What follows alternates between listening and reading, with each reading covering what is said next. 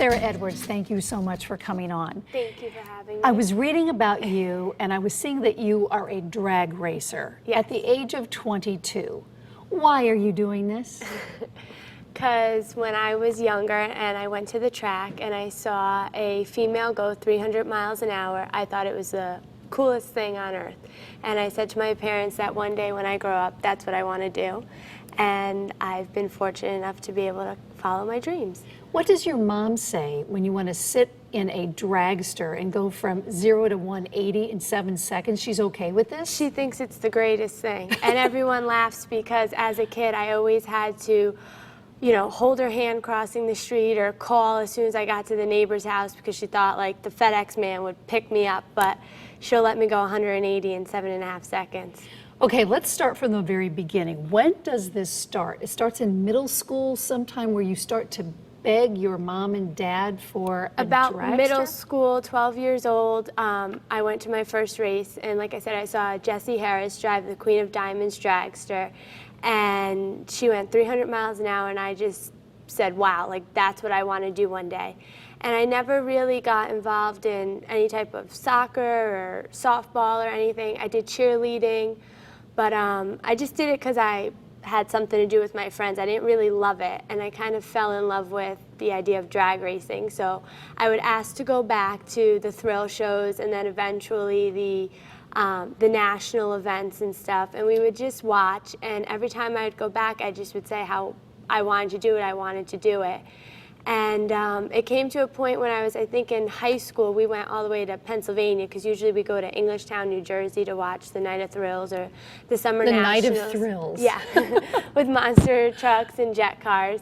And when we went to Pennsylvania to watch the Nationals out there, my parents had asked me if I would want to come back to this track. And I remember saying, I don't think so. You know, we've seen it so many times again and again that it's all the same. It's just a different track. If I was to come back to this track, I would want to drive. And it all worked out where I kept insisting I wanted to do it. So the deal was I had to graduate high school, which was June of 2010. This was your parents' deal that they set up with you? Yeah, I had to graduate high school with, you know, good grades, a clean driving record and all that, and then I can go for my license to drive a dragster. Okay, you're part of the National Hot Rod Association? Yes. As an amateur right now? Yes, like a sportsman is what they categorize us in, because we're not the pros. The pros are doing 300 miles an hour in, you know, under 4 seconds running on nitro. So we are categorized as sportsman racers. We have a picture of your car right here. What are you running on? Is this alcohol, this rocket fuel? What is this? It's alcohol. These kinds of cars can run on either gasoline or alcohol. Our particular car runs on alcohol. The first time you sat in a dragster, how does one learn to go from nothing to really, really fast? The jolt must be incredible in the seat. Can you explain that to me? If you definitely, if you do not brace yourself for the impact of your launch, your head will fly forward and fly back. That happened to me numerous times. You get up to the line and there's so many things running through your head. You gotta go up to the line with a clear head and focus and react, but at the same time there's so many things running through. You know, did you do your burnout okay? Is this on? Is that on? Is this off? And if you don't remember to like kind of nestle down and, you know, tuck your head, when you let off that button and launch, your head will fly forward and fly back. Okay, let's take a look at a video Sure. of you getting ready to run one of these races. Where is this? This is in Acco, New Jersey. And this was in June of this year. Yes.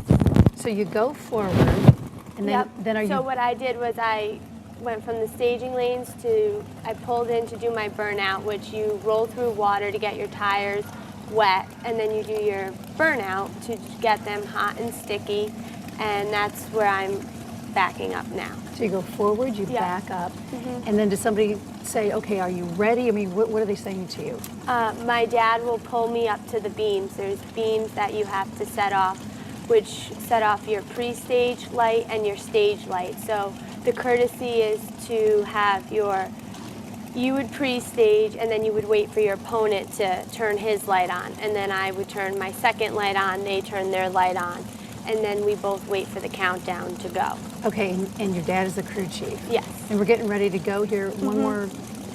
So right check now system. I have a button pressed in. It's called my trans There you brake. go. And there I am.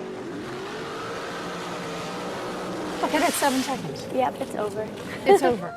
Is the thrill just leading up to that 7 seconds that you can't describe? You just love this? Yeah. My favorite part of the whole run is the launch. I like the being thrown back in your seat feeling. That scares me, Sarah. You have to pull the parachute. How do you know when to pull that? At this particular track, the shutoff is long enough where with my foot brake and my hand brake, I can safely stop my car, so I don't have to pull my parachute every time. If I was to travel to a different track with a shorter shutoff, I would probably be pulling my chute. But unless I was to get into some kind of trouble is the only time I would pull my chute at this particular track. You've been doing this for how long? You're 22 years old. This is my 3rd season. All right, 3rd season.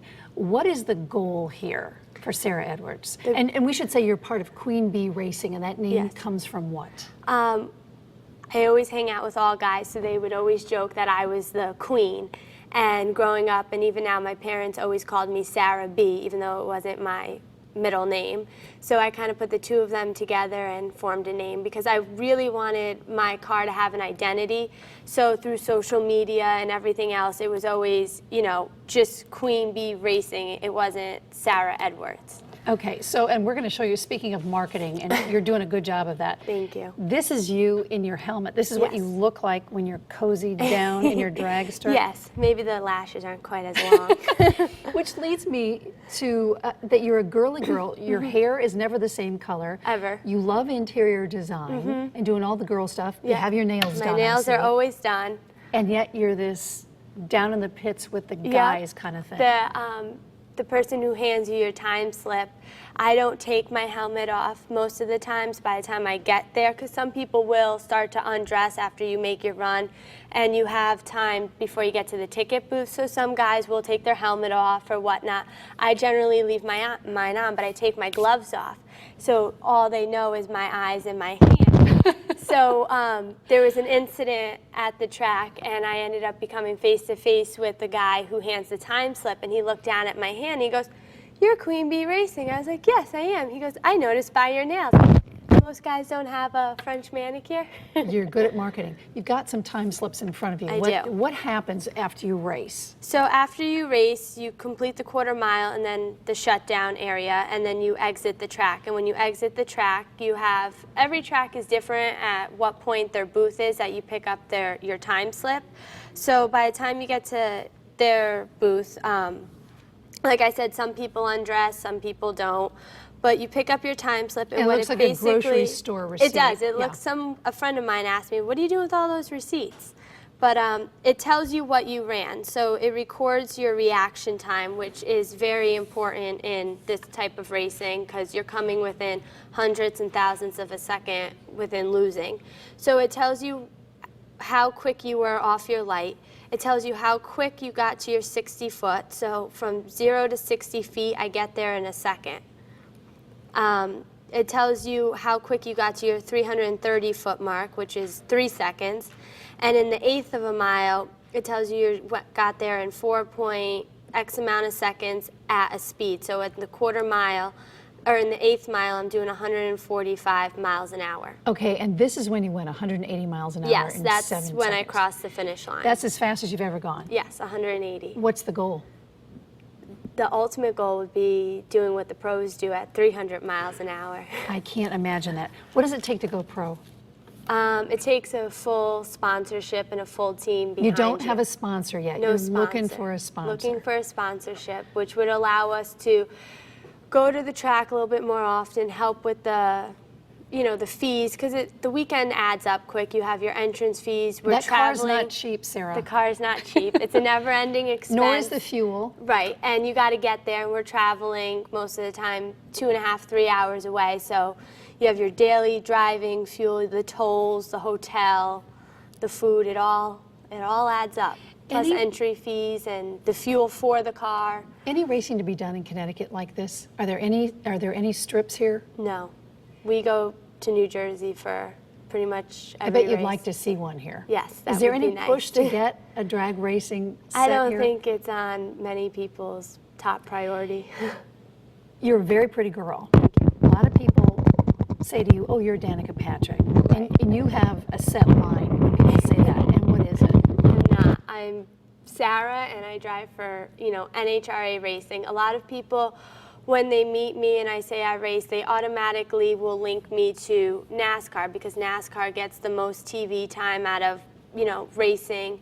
And then they will automatically link you to Danica Patrick because she's a female in that sport.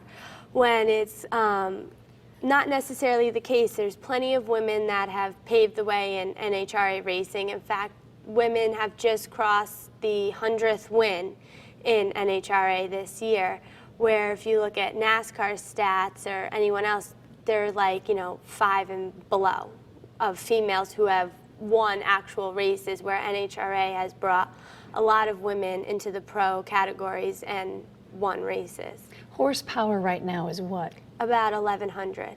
What's a regular car? Not even close to that, I'm guessing. No. So you don't even know. You just deal in speed. Yeah. Well, Sarah, I wish you so much luck Thank going you. forward.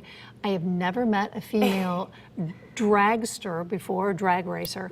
Much luck to you. Thank you Please very be much. careful. I will. And we'll be looking for good things from Thank you in the you. future.